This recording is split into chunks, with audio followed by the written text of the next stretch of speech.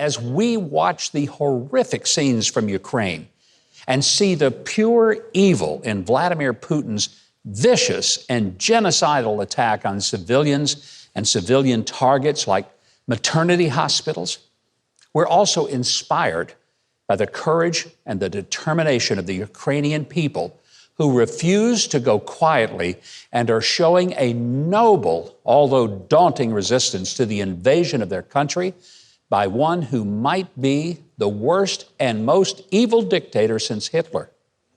Now, we also ought to be learning some lessons about the value of freedom, as well as the cost of losing it. But I'm not sure we are. For years, I have argued that there are three things necessary for people to be free: their ability to feed themselves, fuel themselves, and fight for themselves. Because a nation that depends upon others to put bread on their tables is hostage to those who bring the bread. And a nation that has to import its energy to fuel its vehicles or heat its homes and run its industries, well, it's able to be shut down the moment the supplier nation says so. And a nation that can't manufacture its own weapons for defense and has to go hat in hand to others and ask, please, for tanks and planes and trucks and ammo, it's only free so long as the suppliers are friendly. President Biden and his squad of leftists fail to understand any of those three. One of the reasons that Ukraine is so attractive to Putin is that Ukraine is the food basket of Europe, producing a large portion of the grain, vegetable oil, potatoes, and other commodities that all the world depends on. For Russia to own that is not just to have the economic benefit, but to have the power to control the countries who depend on importing food for their survival. Before Biden took office, America had achieved energy independence for the first time in 75 years. We were no longer having to beg the Saudis or the Russians in order to get some fuel to run our economy. Folks, we have energy, lots of it. And it's not just plentiful, but it can be cheap. And not just for powering our cars or heating our homes. Oil-derived products make our clothes, our iPhones, furniture, fixtures, materials for our homes, containers for our food, and parts for our cars.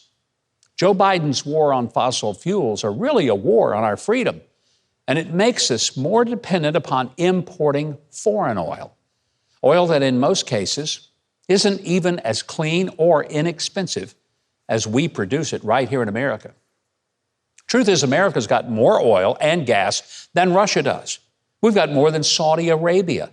We've got enough to supply our needs for at least the next 400 years at the current rate of usage.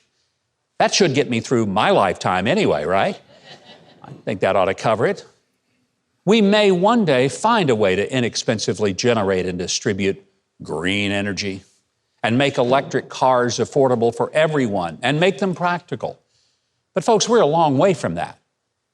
By the way, for some of us, going green would just simply be returning to our childhood. I mean, when I was a kid, we used wind and solar at my house to dry our clothes. It was called a clothesline, and it was right there in our backyard. And by the way, we didn't use gas-guzzling SUVs to transport ourselves to the city pool or to baseball practice at the Little League. No, we used our bicycles.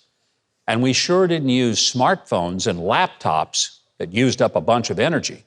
No, our phone was a party line, but it was on the wall in the kitchen. But I'll tell you something, we never misplaced it and had to say, has anybody seen my phone? And a laptop, that's what we used to hold the bowl when we hand-shelled peas on the front porch because it was too hot to do that inside. Now, we didn't waste energy on air conditioning, not in my house. Of course, truth is we didn't have air conditioning. That's why we didn't waste any energy on it. Having our own energy to fuel our economy is not about oil and gas. It's about freedom. And to be free, we've got to be able to make our own weapons to fight with. We won World War II in large measure because we were able to quickly turn our manufacturing capacity in order to build bombs and bullets and trucks and tanks to transport them and our troops. If we've got to beg another country for a ride or for the missiles and machine guns, we won't win a war, but we will lose our liberty. I pray for the brave people of Ukraine, but I pray that the stupid people in America will learn a lesson that our freedom is dependent upon our ability to feed ourselves, fuel ourselves, and fight for ourselves. Now, if you're seeing this, I know you've enjoyed that video. I mean, how could you not, after all? So you know what you should do? Leave a like, click on the subscribe button below, and hit the notification bell next to it so you'll always know when I have another video up for you to enjoy.